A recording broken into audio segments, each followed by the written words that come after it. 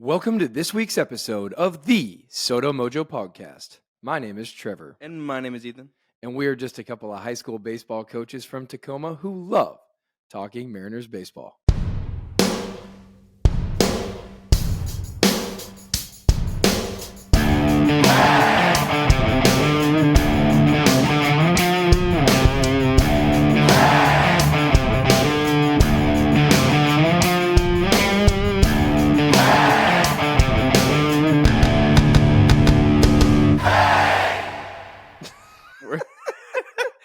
Your intro was so funny, dude. Yeah, I don't know why. That was more exuberant. That was more exuberant than normal. You're ready to go, dude.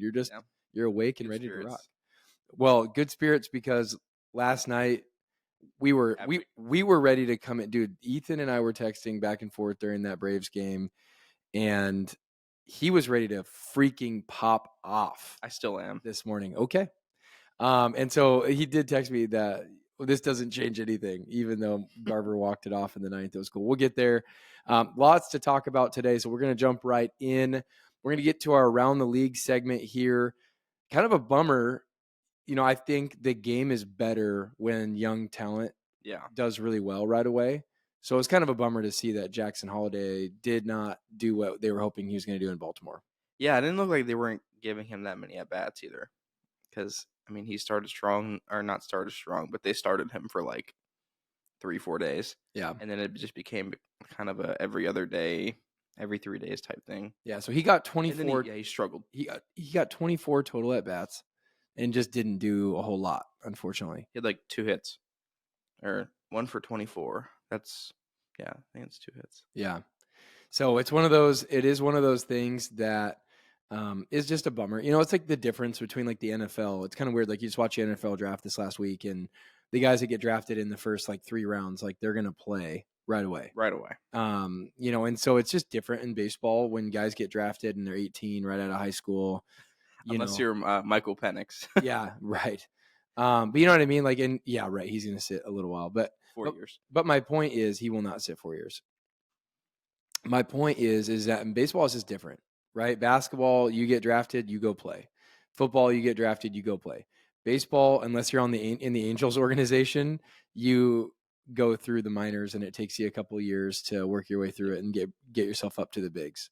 So Jackson Holiday, I still think he's going to be really good. I still think he's going to be really talented, but just did not have a good start. So he got sent back down to AAA. They called up Heston Kjerstad for him, which he's raking. Like his stats in AAA are like video game type numbers. Well, dude, the Orioles have actually kind of been struggling. They've lost to the A's. You know, like they're not doing great overall. I mean, I think they're fine, but I think I saw yesterday or 2 days ago they lost a series to the A's. Yeah, they lost a series to the A's, and the AL East is only separated by 1 game between the Orioles and the Yankees, which is crazy. I mean, they're decent though, but I mean, yeah. Yeah. We did see a Mariners legend, Wade Miley, go down with TJ, which is a bummer. He's currently with the Brewers. It's a shocking guy to go down with. Because he's not high velo. Yeah, he's not high velo. We had Wade Miley, and then I think he went to Baltimore, didn't he? I'm pretty sure he did. It was something like that. Yeah, he did go to Baltimore. God, he just played on so many teams. Yeah, he's played on a lot. He's been a journeyman. Reds. Definition of a journeyman. Brewers. I'm trying to think of other teams that he went to, because I know there's more. Yeah, there's a lot more. But we did see in a strange turn of events that the White Sox, you know, they brought in Tommy Pham and have been undefeated since they brought him in. They swept the Rays. Well, the Rays are not they are not the Rays that they have been. But they still have been fine. They've been okay. Point. Yeah. So for them to get swept by the White Sox is kind of crazy. But on the good side of that news is the Rays did get new City Connects. Sick. And they're sick. They're sick. Anybody that says otherwise is dumb. Those are top. Those are S tier City Connects. Like those. The only like nitpick that I have against it a little bit is the Tampa Bay on the front. You can't see it as well as you can the name on the back. And the name on the back, if you can't see that, you have vision problems. Because that thing is neon green. Well, they're glow in the dark. Yeah, they've got the Tampa Bay Ray on they're on a skateboard for the lights going out at Tropicana Field because they can't pay for it Right. But yeah, you got like a Ray on a on a skateboard. Sick. And then their hats, dude, their hats are so sick. I'm not a fan of like animal on hats as much. I'm more like a letter guy, but those are sick. Dude, I just think the whole thing is awesome. So at least they won on that. Cool like texture to it too. It just looks well, because I'm like, dude, we've seen some bad City Connects recently. So like the Mets City Connect is terrible. I don't think it's that bad. I think it's bad. I like the color scheme. I think I would have done a little bit more purple. They look like Yankees. Have you seen the helmets? They look like Yankees. You don't want helmets? Yeah. Those are elite. Yeah, those are cool. But that's it though. Yeah. I would like them to put like Queens instead of just NYC. Oh yeah. That would have been sick. Yeah. What do I know? Philly's I'm not the professional here. Philly's City Connect is actually cool. Yeah. I'm fine with it. I think it's cool. I don't like this. They're like fine though. Like they're okay. Yeah, they're like B tier.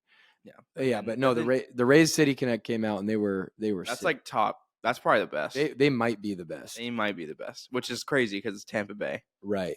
But if you know Tampa Bay, will get one thing right, and that's branding. Yeah. Okay. I actually like Cincinnati's. I think are cool. Like I'm fine with Cincinnati's. Cool yeah. So, anyways, we don't have to spend a ton of time on there. We've probably spent too much time already. We did see that Jordan Walker got sent back down to AAA. Second straight year. They cannot get this guy going. No, it's because his defense is garbage. Right, but he's a good. Yeah, right. But he also doesn't have a position. Like they brought him up. They drafted him as a third baseman. They put him in the minors as a third baseman, and he gets called up to the big leagues. And we're like, oh, you're in right field. Right. What are you doing? And then, shocking, he's horrible in the field. Right. What did you expect? Anyway, and then Blake Snell goes on the 15-day IL with an abductor strain. He's been horrible. Yeah, like, he's gotten one shelled. Yeah, there's a part of bad. There's a part of me that doesn't think he's actually hurt. There's a part of me that thinks like, hey, we're just a ghost IL. It's a ghost IL just to like get him mentally reset. Boris kind of screwed. Thanks, Scott Boris. Yeah. You don't think a spring would have helped that? And like, yeah, guys can stay in shape and they can throw bullpens, but it's just different than like throwing in a game. It's just different. And so Snell did not get a spring with the Giants. He gets signed and then gets thrown into the fire immediately and then gets absolutely torched. And so this is one of those, like, I know we were hitting the table to bring in Blake Snell. Kind of glad we didn't now. I mean, granted, the season's long and we'll see how it ends up panning out. But I'm at this point especially with how, dude, if we would have traded Miller and then he did this for another team, I would have been devastated. Yeah. I would have been devastated because we're going to talk about it. He was lights out yesterday against the Braves. Yeah, he was. And we're going to talk about the other. He's been lights out except one start. Well, but that one start, there's a caveat, and I'll get to why he struggled that game. But anyways, anything else around the league that you want to touch base on here? Not really. I mean, Cleveland continues to be good for some reason. I don't understand. Yeah, they didn't they lose it? They lost to Oakland too, didn't they? Dude, Oakland's been winning games. Yeah. Like, we're going to talk about it when we get there, but around the Guardians division. play Houston today. Ooh, so we're big Guardians fans. 19-9 versus the other way around. So let's keep rolling. We're fine. Let's go sweep Houston. Go Guardians. Go Guardians. Go Guardians. You hear that, Chase? Go Guardians. He's not even listening to the podcast, but go Guards go. I don't know what they say. Go Guards go. Go Guards go. Sounds like go dog go, man. I got kids. All right, man. Let's get into our Mariners update.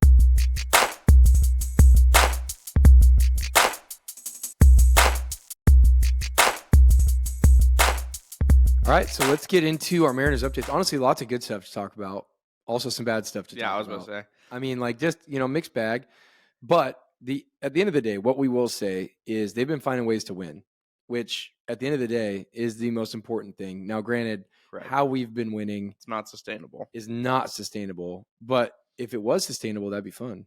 That would be great. Yeah. That would be historic. But before we get into that, let's start off with the bad news. JP did go down with an injury, had a right oblique strain. Now, what I will say is that he's already been like working back with Perry Hill, which was shocking to see. So he's getting work done. Demo has been at shortstop. He's been fine. Okay. But there's been some plays that, like yesterday, right? Like in the first game against the Braves, doesn't make a play that JP honestly probably does. Ranging off to his left, JP makes that play. He's a utility guy playing shortstop. I mean, it's exactly as advertised. Right. You're not going to get the special plays out of it. He's going to take care of the routine, which he does. So That supposedly is a 27-day injury, so I guess we'll just do the injury update for this one right here. 27 days on average is what people say. Pro athletes are better than that, but what we did hear from Justin Hollander is that he will not make it back at the end of his 10-day stint on the IL. So not sure what they're going to do with him there. Yeah, I'm not sure either. But it is one of those weird situations, and obliques are kind of weird, man. Like you can feel totally fine one day and then not the next, and it's kind of a strange deal. But we do see that he's been working out and that it's a grade 1. So it's the most mild of strains possible. So hopefully he's back soon, because he just started to get his back going and then he gets hurt. Yep. And you're like, of course. Mariners. An interesting injury update is that Cal had to have emergency dental surgery. So he said that he played, which is crazy. So he played through tooth pain, and that was a game that he had a home run. He was playing through tooth pain. He said it was the worst pain he's ever felt. Dude played with a broken thumb. Yeah. That's crazy. Well, it's the fact that he couldn't talk. Oh, I mean, that could be. Yeah. But every time you open your mouth, like. But dude played catcher with he's a right-handed catcher. He played catcher with a broken left thumb. And you're telling me that tooth pain was worse? That's crazy. I mean, I get it. It hurt hecka bad. It hurt hecka bad. But anyways, he was down for a day. We'll talk about that game when we get into our game recaps. We missed him that game. He was catching. He was supposed to catch Bryce that day. Instead, it was Zavala. We'll talk about it when we get there. But he's back, so he only missed one game. But so back. But he did. Yeah. But he did play through. He has struggled a little bit since then too. Yeah. Of course, he got his bat started going, and then tooth, and then teeth. Yeah, teeth. They'll get you. And then Jonathan Clase was optioned to Tacoma. I think this is I think it's for the best. It's for the best. He wasn't terrible though. Like I hate the people that are like he played terrible. I'm like he had better stats than Rayleigh did. I don't care. Like he did, dude. Like he had better stats. He had 4 RBIs in his first 4 games. He literally had more RBIs than Rayleigh in half the at bats. Still does. So I go, was Clase so much worse than Rayleigh? No, but it does make sense that like if they're going to platoon him and he's not going to get as many reps, it'd be better for him to be in AAA playing every day, without doubt. Like that's going to be better for his development. So and it's better for the team because in retaliation to that, they called up Hags. Right, Hags is way better against lefties, and his utility. Rayleigh is going to play against righties. Makes sense. Yeah, it makes sense. And Haggerty is a super utility. He can play everywhere, has speed on the bases. He was batting over my first baseman. He was batting Haggerty. He was batting over 330 or something like that in Tacoma. He was crushing. Does. Yeah. So, but my point is like having Haggerty back makes sense. Clase being back down in AAA also makes sense. I'll say this: when Clase got called up initially, I was like, "What the heck?" And I wasn't super pumped on it because I thought that was going to go to Samad Taylor. But yeah, then he came in and he crushed and kept the spark alive. But that was really only for like the first 4 games. Rayleigh's also done pretty well since Clase got demoted, which is honestly great. He's hitting like 280. Pretty well is generous. 280. You wouldn't want your. He's batting 280 since? Huh? He's batting 280 since? I didn't see that. Since Clase got demoted. So. Well, good. I mean, whatever sparks him. He's a good player. Now, granted, I'm like, his hits have been like, squeakers through second and first. Like, I'll take it. Like last night, like he got on, I was texting you like, hey, like come through. He kept the line moving. He did his job. But like, let's not act like he's like a special player. Like, cool. No. I'm glad he did his job. But he's definitely an MLB caliber starter. He's an MLB caliber 4th outfielder. Yes. Oh my God. Yes. Whatever. He is, dude. He's just not that great. I don't get it. I don't get it. Like, I don't mind Rayleigh. I want him to be successful. I just wish everybody would talk about him in the right light. That's the only thing.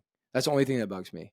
Is like if everyone was just like, hey, he's a really good 4th outfielder that can come in as a replacement guy, give you, speed on the base paths and maybe, get a knock here or there. Like, great. But he's not an everyday starter. He's not. There's a reason why we're platooning him. I'm just saying, like, he's not an everyday starter. And that's fine. All right. I don't know why, dude. I don't find myself on the opposite side of Mariners Twitter that much. Like normally I agree with what everybody's saying for the most part. But for this one, I'm just like, I just don't get it. Anyways.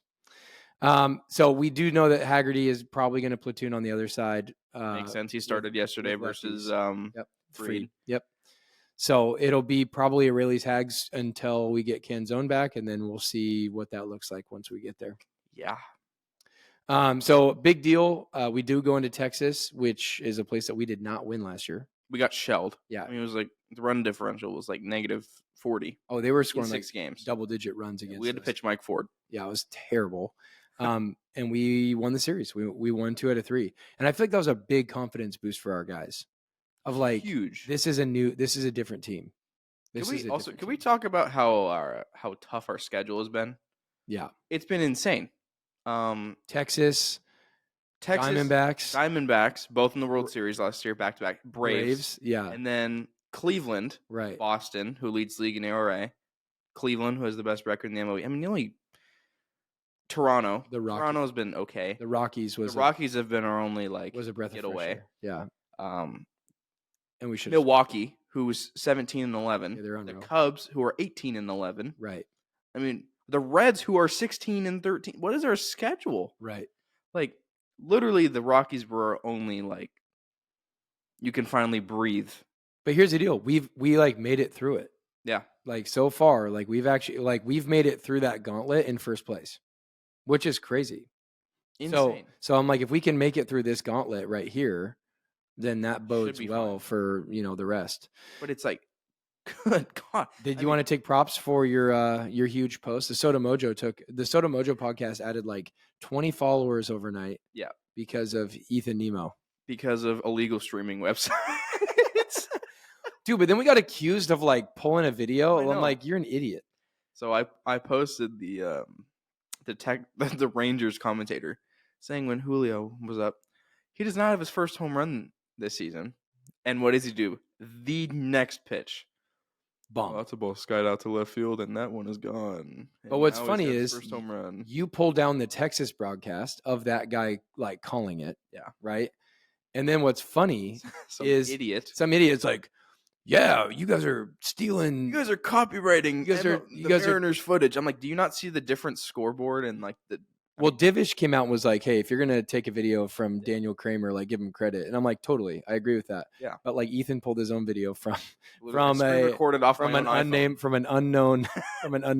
unnamed source. I saw someone who's pretty notable on Mariners Twitter use that site yesterday.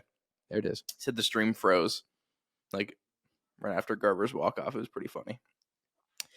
Anyways, it was funny. This is where Ethan got like 1,000 likes. 1,000 likes, like 55,000 views. 64,000. 64,000? Yeah. Wow. Yeah, it was big time. Yeah. Ethan. And my phone was blowing up. I was getting pissed, honestly. I'm like these numbers are great, but like my phone is literally gonna explode. It's warm. It's warm. Very warm. Very warm. All right, man. Let's get into our offense. I want to hear the grade A rant that you've been preparing. Dude, yesterday. I will not get past this. I understand we won the game yesterday, but my good God. This offense is brutal to watch. I mean, I might as well just go to a Rainiers game. Well, we just talked to a guy in our office who was like, wait, you're upset about that game? We're like, no. If every game our offense was working and then we got into a pitching duel like that and we had a bunch of strikeouts and Freed diced us up, no big deal. Yeah. Like, I personally love pitching duels. Like, I love pitching duels. Like, people that get bored at 0-0 games, I'm like, you guys are dumb. Like, in the playoffs, especially. I'm like, dude, pitching duels are epic. Yeah, especially like the Kirby, dude, that pitching duel against the Astros in our house was so sick. And I love pitching duels. However, if every game is our offense just being totally inept and then finding a way to win somehow, it gets old really quick. You're just watching and you just feel bad for the pitcher. Like, because we can't get anything for you. It happens every single game. Yeah, Bryce Miller goes out and shoves. And if he's not absolutely flawless, which he was close to, just gave up one. If they're not flawless, then you're like, oh, shoot. So we like gave up literally a run. every game. Right. Atlanta, I mean, specifically yesterday, Atlanta scores one run and you're like, it's over. It's over. Game over. Which is a weird feeling. Arizona on Sunday, they take the lead in the 8th inning. Oh, it's over. You have no hope. Okay, if we don't score if we don't give up more than 2 runs, game over. Every time. I watch some of these major like baseball pods, right? They are sick and tired of the Mariners offense because it's a joke. Bottom 5 in average, bottom 5 in runs, bottom 5 in on-base percentage, bottom 5 in slugging, OPS. We have a 35% strikeout rate. Yeah.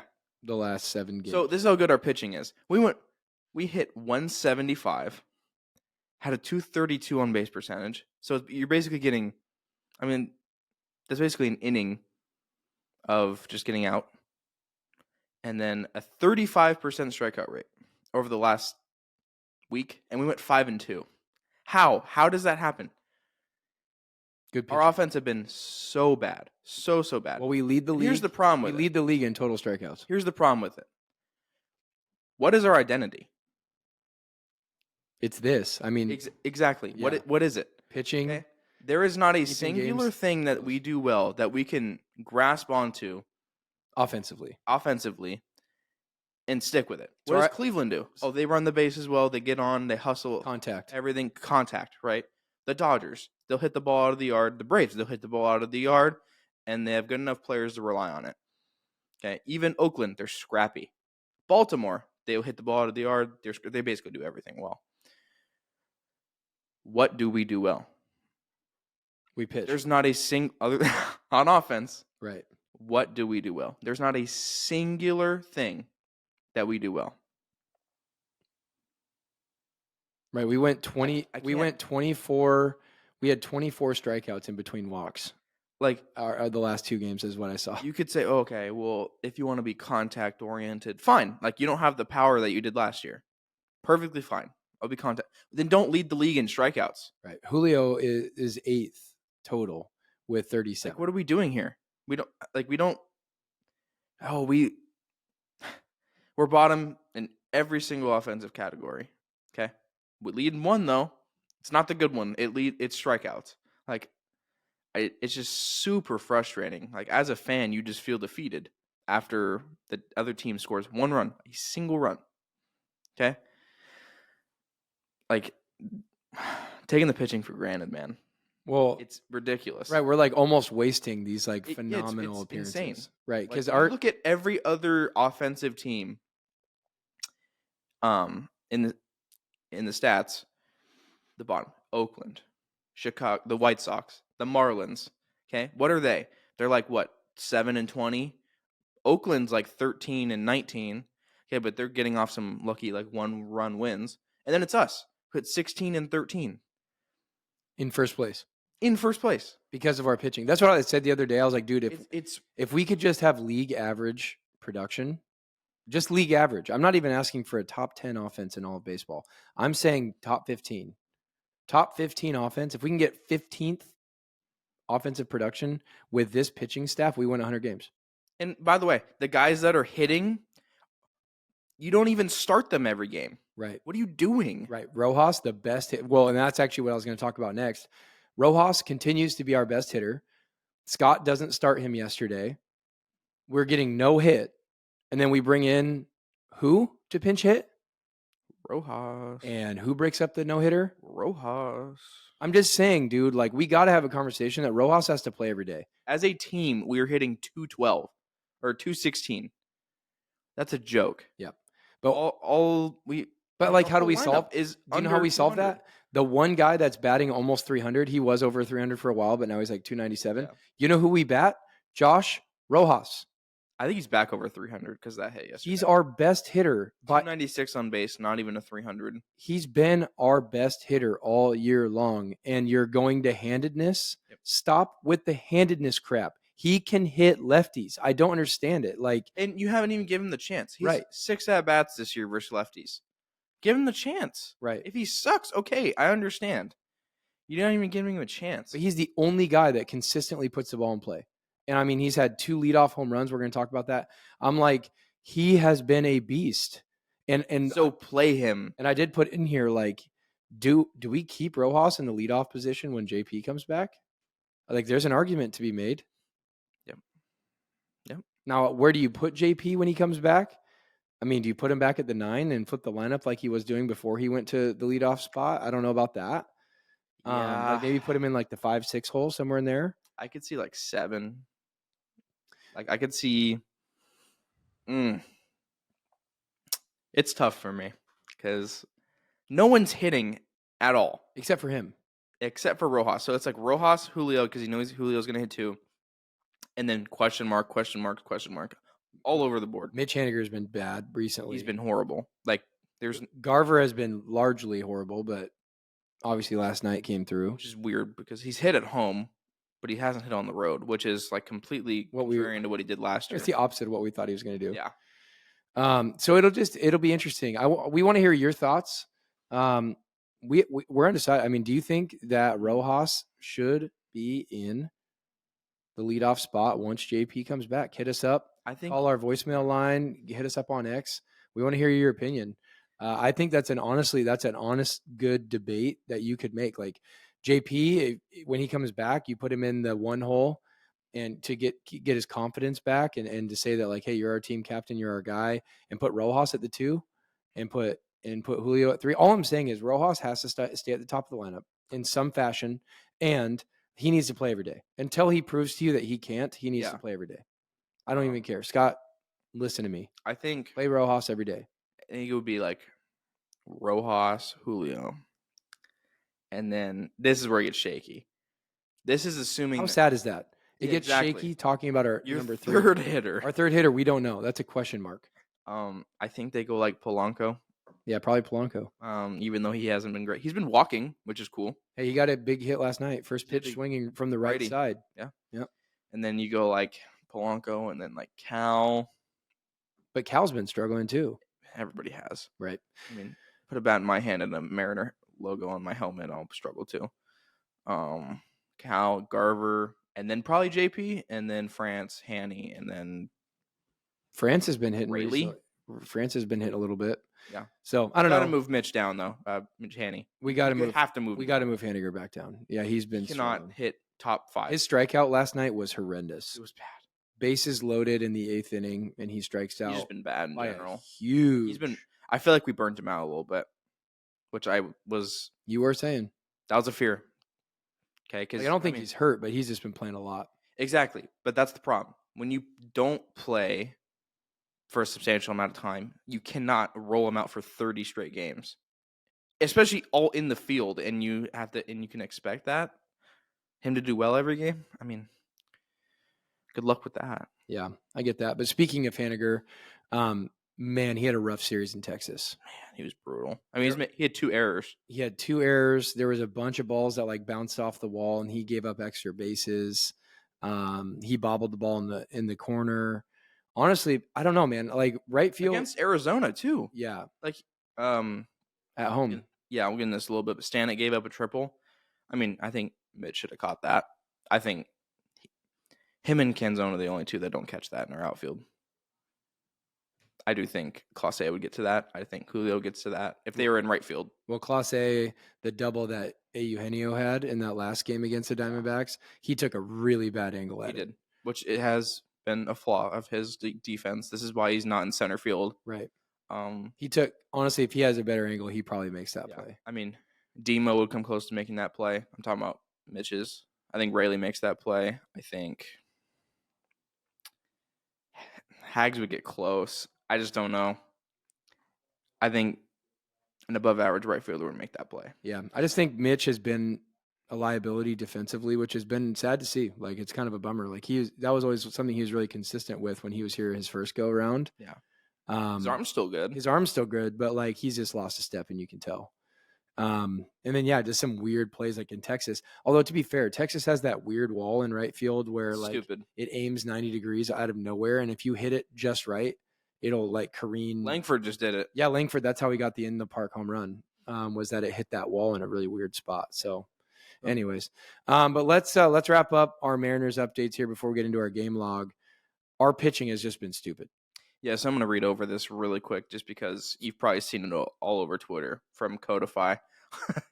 They've been posting about us like 5 times a day. Yeah, Codify is literally posting something about the Mariners rotation every single day. 26 earned runs over the last 17 games as a whole by the staff. Starters in those games are 18 of those. So 18 earned runs and 17 starts. Insane. They're doing this, by the way, without guys that are not expected to contribute. So they didn't think Hancock would be this good. They didn't think that Tyson Miller would be this good. They didn't think that Cody Bolden would be this good. They signed Stanek in spring training. And then Well, every member of our bullpen has an under 3 ERA. yeah, Like that's I was gonna get into that. Every single member of our bullpen has a under a 3. So Spire is a 0.8. Insane dog. He's the third highest reliever in K percentage in the AL with 39.5%. Probably the best lefty reliever in the American League, maybe even in the MLB. It's an argument. At least middle reliever, maybe not closer. Because Mason Miller's a righty, right? Yeah. Yeah. Trent Thorne's at a 1.5. He finally showed some blood. I didn't feel great about him coming into that Diamondbacks game. I don't know why, but I just didn't feel great about it. Tyson Miller has a 1.5. Cody Bolden has a 1.8. So that's shocking. Munoz has a 2.6. Sauce has a 2.7. So does Stanek, and Austin Voth has a 2.8. That's our bullpen. Who would have predicted that? I mean, biased. You could have, because you've seen our bullpen the last 3 years. But that's not even full strength. That's like exactly. That's without Santos and Brash, which we'll talk about. Yeah. But yeah, that's without some guys still. Unreal. I mean, it's literally been unreal. It's been historic. I heard a stat that it was like every Mariners pitcher has given up under 2 runs or under, and had at least 4 strikeouts in like 16 straight games, and that's like the longest streak since like the 1910s. Like insane level stuff. So, yeah. Yeah, but speaking of, let's talk about some injury updates since we started flirting with that a little bit already. So Brian Wu is close. He has done 2 rehab starts in Tacoma and just absolutely shoved in both of them. Yeah, he looks really good. So they're still building up his pitch cutter count. Looks gross. His pitch count, I think he only threw like 35 his first outing, and then it was like 56 or something like his second. So he has starts gonna be around 80. Yep. So he has one more as they're ramping him up, but he's doing really, really well. I think there's an argument to be made that we go 6-man rotation after he comes back, because you don't want to pull Hancock. I mean, he's dealing. You want to mess with that? Like I had a buddy text me. He's like, "Hey, do you mess with the chemistry?" And I'm like, "Well, when Woo's ready, like you bring up Woo. Like Woo is more talented than Hancock. There's an argument to be made that Hancock's gotten pretty lucky BBAP wise. Like he's gotten hit pretty hard. He's gotten hit hard, but like it's been right at guys, and he's gotten a lot of ground balls. He had 3 double plays behind him his last start, which was insane. And so I'm like, man, like I get we want to bring Woo back, but Hancock has only had 1 bad outing. He had 1 bad outing where he gave up 8 earned runs. Every other outing, he's been a quality start. Like he's been under 3 runs. Yeah, but I mean, when you have a 6-man rotation, do you really want to take starts away from Logan, Luis, Kirby, Bryce? So because we ran out of gas last year in September, my answer is yes. So all of those guys that you just listed were lights out in August, and then they ran out of juice in September. And so I go, if you can go 6-man rotation for even just a month. Wouldn't you want to do that later in the year, though? I mean, it doesn't really matter, right? It's innings. Yeah. It's whatever. It's miles on the arm. So I don't know, man. If here's the deal, if Hancock deals, because he's throwing on tomorrow, right? During tomorrow, yeah. Yeah. So against the Braves in a midday matinee, he's gonna get killed. But you've said that every start he's had. I have not said that. You said that last start. You said he was going to get absolutely shelled last start, and he didn't. Did I say that? Yeah. Oh yeah. I'll have to read your text messages. Yeah, dude. So I'm just saying, if Hancock deals against the Braves tomorrow, I think that's going to be the tell. I think that'll be the tell. Yeah. If he gives us a quality start tomorrow against the Braves, against Chris Sale, then to me, I go, we have to keep him up. Yeah. We have to keep him up. If he gives us a quality start tomorrow, that'll be the litmus test. If he gets shelled like he probably should or is going to by the Braves, then when Woo's ready next start, we get him back in. Here's the thing. I think it's either going to be like he either shuts him out or gives up 1, or they score like 8. I don't think there's going to be an in between. We'll see. I think they're going to hit him hard. in the first inning. He's been getting hit hard. But like I said, he's been keeping people in the yard for the most part, which is good. It's because his pitches have a lot of drop.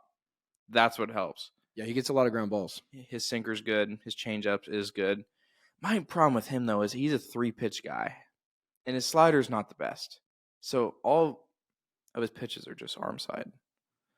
I mean, It's working. it's working. I'm not going to complain. Listen, for a guy that's come in to replace an injury, he's done amazing. He has done amazing. Yeah. A guy that's not even really your fifth starter, like he's been our fifth starter, but he's really a sixth or seventh guy. For him to come in and only have one bad outing and give us quality starts every other start, that's crazy. That's crazy.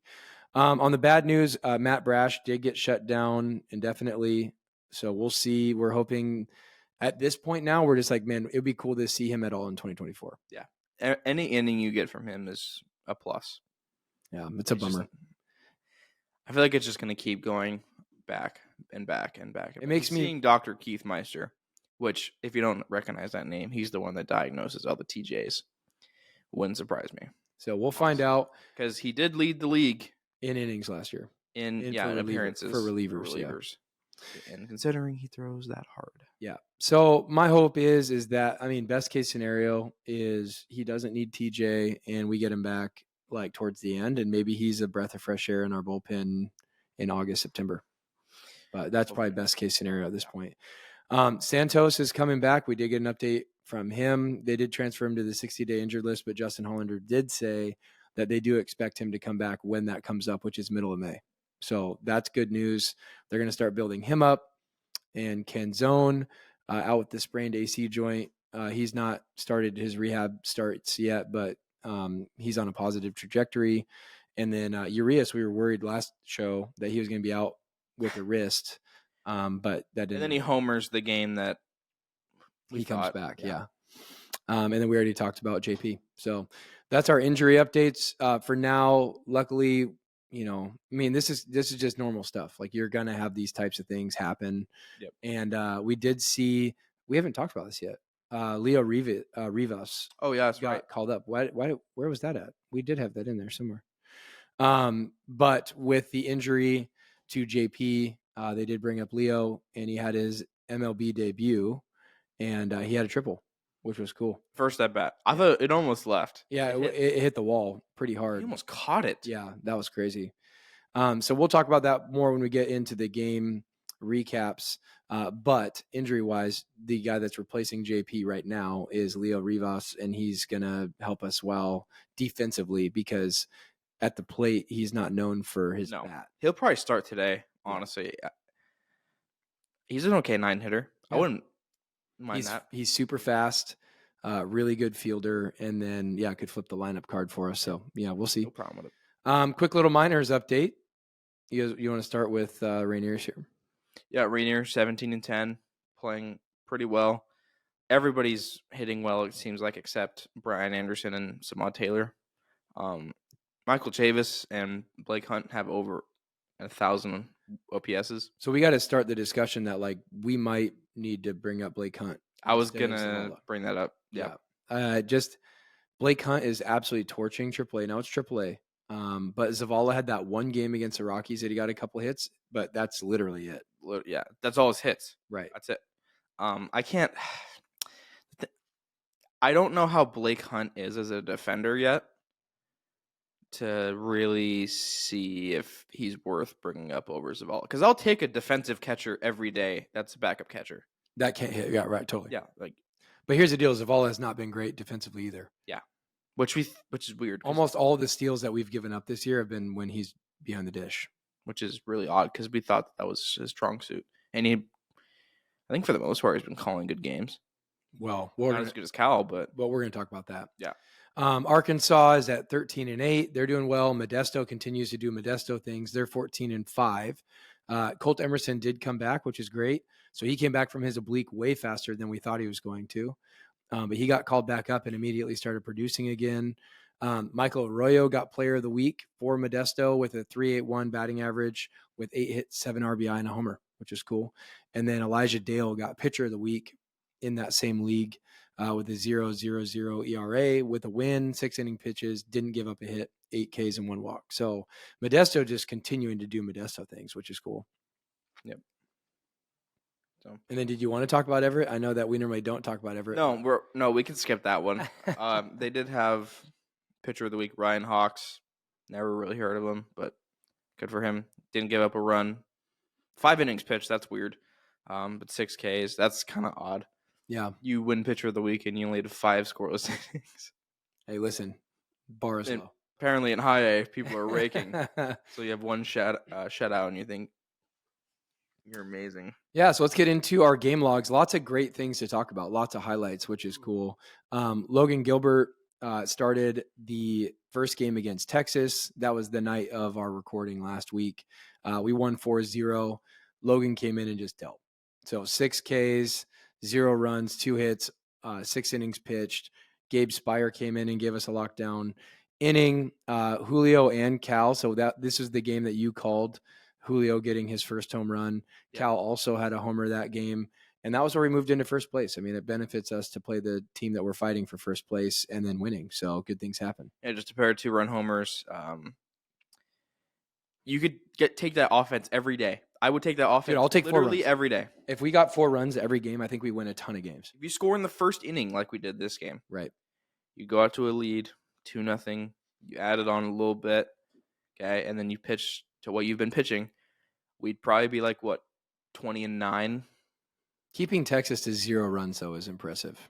Yeah, that's insane. That's crazy. In Texas. That's where we kind of started to say, like, whoa, this pitching is good. Yeah. Like, we knew it was good, but like, whoa. Right. Hey, now. So then we get into game 2. This is where we lost 5-1 to Texas. So this was Bryce Miller's start. So this is what I was going to say. Zavala had a really rough game. So Zavala started because Cal had to have dental surgery. We were all wondering if there was an injury or something because it was a weird game for Cal to take off with a righty on the bump. And they had just had 2 days off in the last 7 days. So we were kind of weirded out. We were hoping he wasn't hurt. Luckily, it was just a tooth thing. And he was only down 1. Here's what I did notice. So did you watch this game? I did not. Okay, so there's some weird things. So like they have PitchCom, right? Yeah. So Zavala kept giving him signs and Bryce kept shaking him off. And then there was 2 seconds left on the pitch clock. And so then Bryce just had to go. So the home run that Bryce gave up was literally because like at that point you have to go fastball, right? Like you have to go fastball. And so Adolis Garcia sees that, right? And then takes him yard center field because what? He's like shaking off his catcher, shaking off his catcher, shaking off his catcher. Pitch clock hits, got to go. So Garcia thinks, oh, fastball. And sure enough, top of the zone fastball, and Adolis Garcia just absolutely doesn't miss. Because he's Adolis Garcia. Right. That dude's on steroids. I don't care. Like, do you see how much bigger he is this year than he was last year? Yeah. Like, that just doesn't happen overnight. But anyway, so Zavala caught this game because Cal was out, and Bryce just was not comfortable. And you could tell, like, he was not sharp. It honestly was the only game this year that he has not been this way, not been great. Only went 4 innings. And then our bullpen didn't surrender a whole lot, but our offense just couldn't do anything. Just couldn't catch up. Yeah. So, and then Mitch had an error, and yeah, we honestly we were lucky to only lose by 4. Yeah, yeah, it was rough. Moving on to the final game of the series, got out to this is a day game, by the way. Yep. Got out to another lead in the first inning. Ty France 2-run homer. I don't know how that ball didn't go foul. I mean, he hit it right down the line in right field, but it just stayed straight. Yep. Didn't hook foul. Oppo wasn't very impressive, actually. Then Texas creeps up a little bit. Luis Urias hits a 2-run tank. Whoa. Out of nowhere. Like, completely turns on a fastball. Like, up and in fastball. And it was late, too. So this was after. So Castillo started. We did this out of order. Castillo started, got 6 innings pitched, only gave up 2 runs, which is crazy. So he's gotten shelled in Texas before. So that was huge. He's honestly best he's ever pitched in Texas. Yeah. Only gave up 4 hits, 2 runs on 6 Ks, like looked much more like himself, which was great. But we were tied 2-2, right? So Ty had that 2-run bomb. Castillo gave up 2, and then Urias came in with that 2-run homer. Our bullpen came in, gave up 1. And I think that was a game that Tyson Miller gave up a run. Yeah. Got hit around a little bit. But then we locked him down and finished it up. So we won the series against Texas, which was absolutely huge to come home with that. So that was our We didn't win a game there last year. That was our third series in a row at that point, which was cool. So then we move on to Arizona. Like I said, our schedule is just Gauntlet. Literally play the 2 World Series teams back to back. Gauntlet. So this was the Emerson Hancock start, and he only gave up 1 run, dude. Only gave up 1 run, 4 Ks, in only 6 gave up innings. 2 hits. Yeah, in 6 innings. Retired like 17 of the last 20 batters you faced. Yep. Solo home run by Rojas on the very first pitch. First pitch against his former team. So that's former cool. team. He was jacked the whole series. Yeah. If you didn't see that. Yeah, he was hyped He was up. probably pissed. Garver hit a home run in the second off Gallen. Gallen had to leave the game early due to I think it was oblique or hammy, something like that. And then Mitch hits a grand slam. Barely. Literally that inning. Barely. Did you see how he hit it out? It literally hit the top of the fence and then went out? It was in the farthest part of the yard. Yeah, but and good for him. It was huge to split that open, get that opening win. And at that point, we take the lead 6-1. Yep, we just hold on to it. Typical. You could finally breathe for that game. Moving on to game 2 against Arizona. We had 4 hits, but we had 3 runs. So Garver, Franz, and Rayleigh had only 4 hits. This game was kind of the starting of the downward spiral of offense. Yep. Slade Sakani sets his career high in strikeouts. Not great. But then George Kirby goes 7 innings, 0 earned runs, only gave up 2 hits, walked 1 guy. Shocking. Dude, you could tell. We didn't put this in the 12 notes. strikeouts. We didn't put this in the notes. So 12 Ks is a career high for him, first of all. Dude, he was pissed. He was throwing velo. He came out in the first inning and was blowing it by guys. I mean, he was throwing 99 miles an hour top of the zone. And it was just, to your favorite, we can't use that word, but screw you fastballs all day long. Yeah. And he was just, you could tell, dude, and I actually posted this on our X literally after the first inning. I was like, we're in for something special today. Yeah. Because Kirby came out pissed, and they weren't even close to touching him. I mean, he was absolutely locked down that entire game. The 2 hits he gave up were like lucky bebop crap. Like those 7 innings were lights out. That's the best we've seen him this year. Yeah. Do you know Pitching Ninja thinks he is the best control in history? Statistically, he does. Better than Maddox. It is. He's statistically. I'm talking eye test. Right. And he adds the fact that Kirby throws 99 and Maddox didn't. Right. Insane. So, yeah, he had 7 innings pitched, blanked him, 12 strikeouts. I mean, good God. And then Stanek comes in the 8th, gives up a run. Mooney shuts it down in the 9th. A little bit of a stress-free win. Which is funny. France had a 2-run tank. Us getting 3 runs on offense makes us feel stress-free. How funny is that? Yeah. So, jeez. Yeah. And then Sunday. Dude, what's up with us on Sundays? We're dead. You know that we've lost every Sunday start except for one? We've lost every Sunday game except for one. And it's like my day off. Like I literally get to come home from church and throw on the game and eat some lunch, probably. It's your fault. But it's like the one game I get to watch live right now during baseball season. Yeah. We got our Sunday cream uniforms back. I'm glad you put this in the notes. But they look horrible. They do look bad. They look like yellow. Like piss yellow. It's bad. Gilbert started this game. Another Josh Rojas leadoff home run. He did not. He wanted to eat Arizona alive, and he did. Yeah, it was cool. He did. He's pumped again. I mean, how did that ball not go foul either? Right. Okay. Leo Rivas had his MLB debut. Played a good shortstop. Oh yeah, he's great. Played a really good shortstop. That's his specialty. But then his first at bat hits the top of the wall, and gets a stand up triple. Should have sent him. Should have sent him to go for it. Should have sent him. He then later scores on a Julio bloop single, and then our offense just stops from that point on. Bases loaded in the 3rd inning with I think it was no outs. Didn't score. Yep. We didn't score a run with the bases loaded and nobody out. We did not score a single run. And then we proceed to not get a base runner for the final 20 batters of the game. Feels good. So then Arizona just slowly creeps up. At that point, it was 2-1. Suarez hits 2-2. Suarez hits a double. Suarez hits a double Over Clase's Clase, who glove. took a weird angle. We'll hit Clase's glove too. Yeah, I think Clase, if he took it. Then they take the lead in the 8th inning, and that was basically it. As a fan, you take the lead in the 8th inning, ball game. I mean, that's game. That's the first time this year that the M's have lost while leading after the 6th inning. They're 14-0, which is incredibly impressive. We just don't like sweeping teams, apparently. We're just like content with like, oh, we got the series win? Okay. Oh, we got the series. Yeah, let's just not go for the sweep. Let's just not step on their throat. Well, here's the deal. It also is the lineup that they put out. Yeah. And this is what irritates me about Scott. I'm like, give guys rest days off like in intervals. Don't put all of the rest guys in at once. One day. Like, I don't get that. So Sunday he rested like 3 guys, and I'm like, okay, and then you're shocked that we lose? Like, no, he punted that game. He punted 100%. He punted that game. And that's what I don't get. I'm like, you don't want to just like early this season while Houston is struggling and while Texas is middle, like we have to take advantage and win every game we possibly can. We don't have the luxury of just pissing games down our leg just cuz. Here's the lineup for this game. Rojas, Julio, Polanco, Ty. Why is Ty hitting 4th? Garver hitting 5th. At that point, everyone was screaming about Garver hitting 5th. Rayleigh was hitting 6th. I would not hit him there. Clase was hitting 7th. Zafala was hitting 8th. And then Rivas was hitting 9th. What are we doing? Right. That lineup doesn't win a lot of games. No. Like, you roll that out today, you're getting no hit. Maybe not Rojas, but Rojas probably finds a way.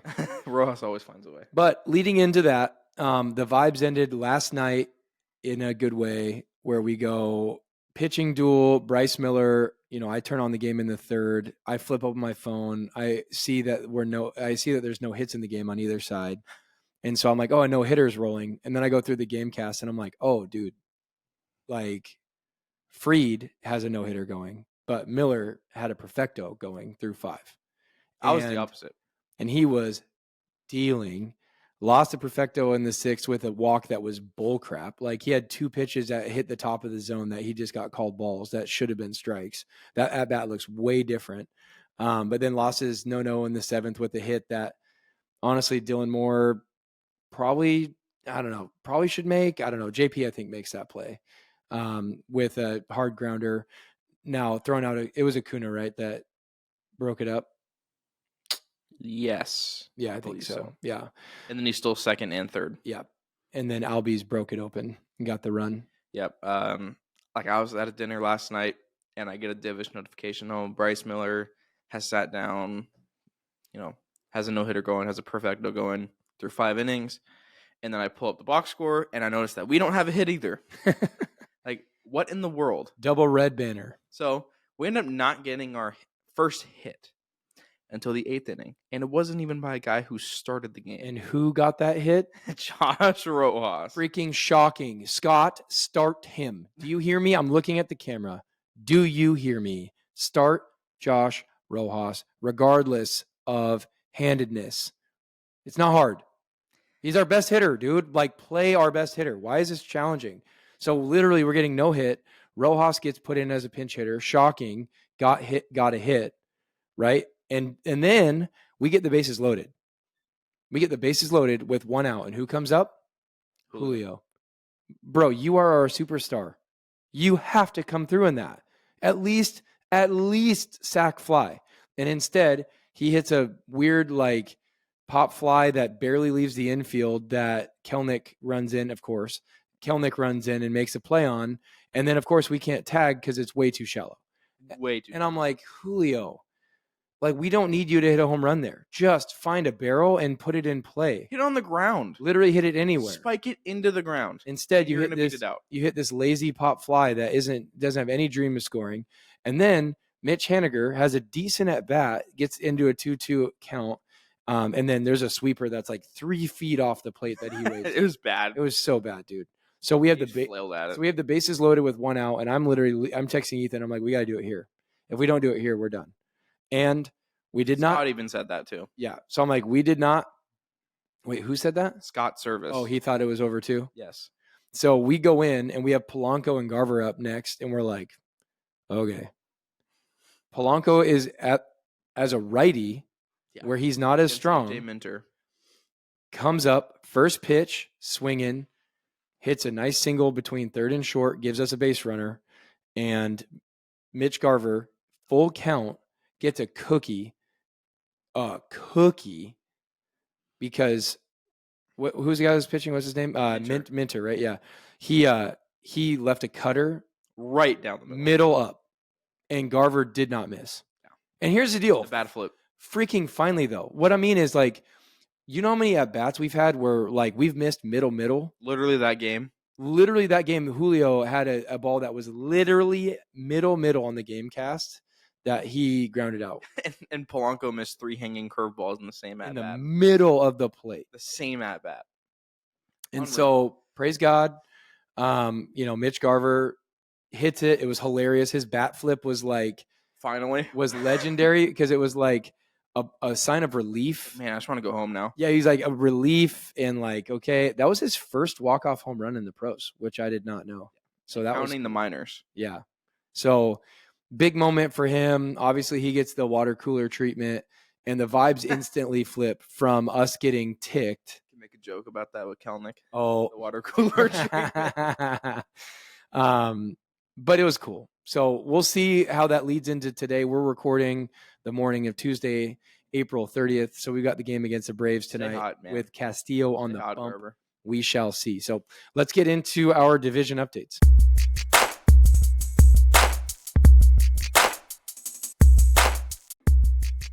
All right, so around our division, not a lot of, I shouldn't say that. I was going to say not a lot of surprises, but I guess there are a few surprises in there. So Houston played Colorado in the Mexico series where, believe it or not, the air is thinner there than it is in Colorado, which is crazy. So there, so there's a lot of home runs. They won. Did they sweep? I know that they won at least 2 of them. I think they won 2 out of 3. Okay. So Houston's still not doing great, but they did beat a team that they should beat. Again, as we mentioned earlier, they hopefully struggle against Cleveland. Yeah, so we'll see how that goes. Go Guards, go. Obviously, Texas, we just played them, took the series against them. They're not looking sharp, man. No. That's expected. Their starting pitching is struggling like we thought they were. You could say World Series hangover, but they're just injured. Their pitching is just injured. And they're not clicking on all cylinders. So this is why I said we needed to get off to a hot start. Right. And Corey Seager's been struggling since he's been coming back from injury too. Yep. So they're really hasn't even start hitting his stride yet. Right. They're depending on their offense, and their offense really, it's been fine. I would take their offensive production over our offensive production. That'd be the best team in the league. Yeah. Oh gosh. Yeah. If we had, if we had the Rangers offense with our pitching core, that'd be nasty. Yeah. The Angels continue to angel. They're starting to plummet. They did start off hot, and they were, first place, second place, whatever, but they're dropping off a cliff. Yeah, they're pulling in Angels. The A's have passed them. Mm-hmm. Trout is doing everything he can. He's on pace to hit 65 bombs or something like that. Yeah, most of his hits are home runs. Right. His average is not very high, which it's fine. But they just designated Aaron Hicks for assignment. What are you doing?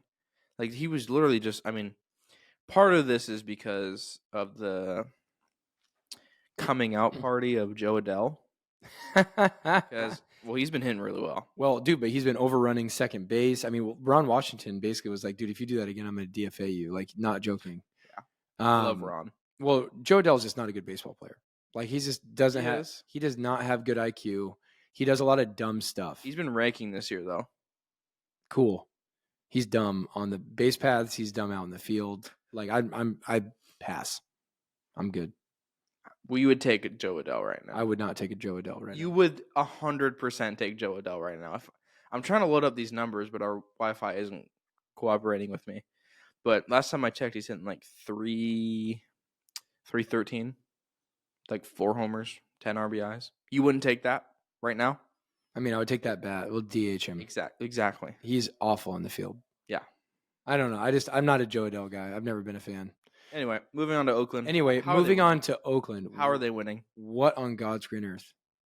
The power of friendship. They won the series against the Yankees. And then they won the series against Baltimore. On the road. On the road, by the way. Well, honestly, Mason Miller has been Have you heard their commentator, their no. announcer? Oh my god! Like, I love. Oh, the girl. Yeah. Well, it's not that she's a girl. It's the fact that she just sounds annoying. Like, I'm all for women commentators. Yeah, I like Doris Burke. Yeah, Doris Burke is great. They gave up. Yeah, so what? Oakland got like a 9th inning 2-run home run, and she was I like mean, just it's like shrilling. You're just like, oh my gosh. it's just earwash. I mean, it just sounds like. And first of all, her voice is annoying. Tell me how you really feel, dude. Tell me Dude, how you really feel. what was that one guy's name? Glenn Kuiper, that was calling the. I don't know what happened to him. Dallas Braden's cool, but I mean, yeah, she doesn't know what she's talking about. That's the thing. That's like, okay, like, Right, because I love it. Like when Angie Mente goes on and does color, she does a great job. yeah.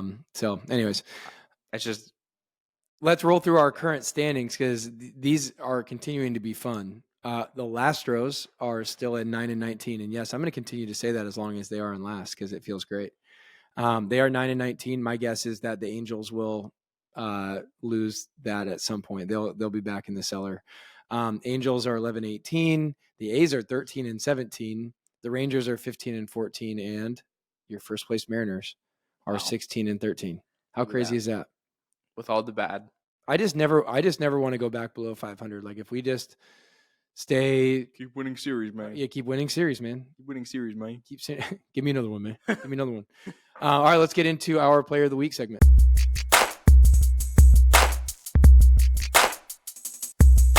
All right, so mine is pretty quick, pretty easy.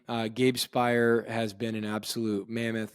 He's arguably the best left-handed reliever in baseball. He gets the nickname the mini unit, which I think is appropriate. And he's a psycho. Yeah, his ERA is well under 1. His WHIP is well over 1. Over 1? Isn't WHIP? Yeah, WHIP. Under 1. You want it to be under 1. Under 1, my bad. Was the other one. It's the I always get mixed up with those. Anyways, Gabe Spire's been amazing. He's been amazing. Well, yeah, his WHIP is well under 1. So he's honestly probably our best reliever right now, even better than Munoz, better than Stanek. Like whenever we put Spire into the game, I'm confident he's going to do it. He's going to do what he needs to get done. Something inside of me still like gets a little iffy when a righty comes up. I don't know why, but like lefty, I have no hesitation to scream. Currently screaming. I'm going to scream. Is that it on Gabe Spire? That's it. I mean, what else do I need to say? He's been great. I didn't want to pick a pitcher because, I mean, literally all of them have been doing well. And I think I picked a pitcher last week. Pretty sure. I'm not too confident on that, but I picked Mitch Garver because, I mean, he's hit 2 home runs in the last week. Cool. I'm going to say that with a squinty face. He just had the walk-off. Cool. He's struggled, though. He has struggled outside of that. But I do think there's something outside of baseball, well, kind of, that outside of physical performance that I think mattered. I think he had something to do with the Texas series. Sure, of course he did. As a catcher, he knows how to prepare for every single person. Well, it's not a surprise that we played against them in every way better than we did last year. Exactly. We gave up, like, what? We averaged 10 runs a game given up against them last year in Texas. What do we do the first game? We blank them. That's not by accident. Yeah. That's strategy. That's overall stuff. That's knowing how to attack people. I think Mitch had something to do with it. I think he knew something. Sure. That's part of the reason why the Mariners signed him. I still would like to see him produce on the field, though. I would, of course. He struggled like crazy on the road. His at-bats were... He's hitting like 280. Just at home with like a 150 WRC plus. On the road, it's like abysmal. Like I don't even want to read it out loud. Just flailing at the plate. So last night, hopefully, was. I think he'll get hot though. Hopefully, last night was where he steps forward. You saw the tweet. Yeah. You reposted it. Yep. That he is typically a slow starter in April. And yeah, in 2021, he had a similar start with the Twins, and then he ended up being one of their best hitters down the stretch. Yeah. So, because he's always raked. That's the thing. He's literally always hit in his career. I mean, there's hope for optimism. But I picked him for 1, the walk-off, recency bias, and 2, I think he helped tremendously with the Texas series. I think that's fair. We went from like uncompetitive, like totally not competitive pitching position players to blanking them and winning the series. Yeah. Winning the series after not winning a game last year. Yeah, it's huge. Yeah. All right, let's get into our hot corner, finish this thing up.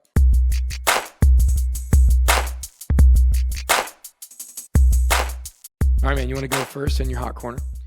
Yeah, I'm a psycho. I think that we will. So Reynaldo Lopez is starting today for the Braves. He leads the league in ERA. Yeah, he's nasty. 0.72. I don't think he was supposed to be in the rotation, too. I think he was Strider's replacement. But anyway, leads the league 0.72 ERA. I think this is the game where he gets touched up a little bit.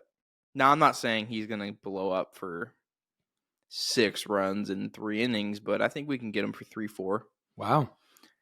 I'm delusional. Well, you were wrong last week, and I was right in my hot corner. So if we want to go to the scoreboard, maybe we should start keeping a scoreboard on the hot corner, because I said we were going to leave Texas in first. We did. You said the offense was going to score 5+ in every game in Texas, and they didn't do that once. They've been doing the opposite. They did not do that one time. If we get 2. So I hope you're right. But your track record has not been great in your hot corner recently. So Recently. But that was last week. That's fair. What was the one 2 weeks ago, huh? I don't Mitch know. Garver goes yard today. What did he do? Just saying. I called Julio's last week. Just saying. Hey, I called Garver's walk-off last night. I did send that text. I did have to block out what I said above that about Jared Kelnick. But I did call it. So there's that. My hot corner is that I think the starting pitching is going to stay hot. I think they're going to continue to roll. And I do believe that when Wu is ready to come back, I think they're going to add him as a 6th starter. As long as Emerson looks halfway decent tomorrow, I think they're going to keep him up and they're going to go to a 6-man rotation. So I think our rotation is going to stay hot, man. Yeah. That's about it. That's it, man. Yeah. Hey, so if you guys want to give us a call, 253-201-4364. Tell us what you think about Rojas staying in the number 1 spot when JP comes back, or any other thoughts you have, any other rants you have. And we will let you vent. Get it done. But yeah, hey, you got anything else? We need better offense. We need to get this offense going. Let it happen today. It's been a theme. Let's do it right now. Let's break it out. That it? Yeah. All right, man. Hey, we are wrapped up with our high school season. JV has a couple more games this week, but we are done. So we are going full tilt podcast mode moving forward, which is going to be great. Good luck to all the PCL teams that are still in the hunt. Go get it done. Nerds. Hey, dude. No, go get it done, dude. PCL guys are my guys. I just went and watched senior night on Saturday last week for the stadium and got to talk to their coaches and players. Man, I hope they do well. I hope all of them do well. But anyways, have a good week.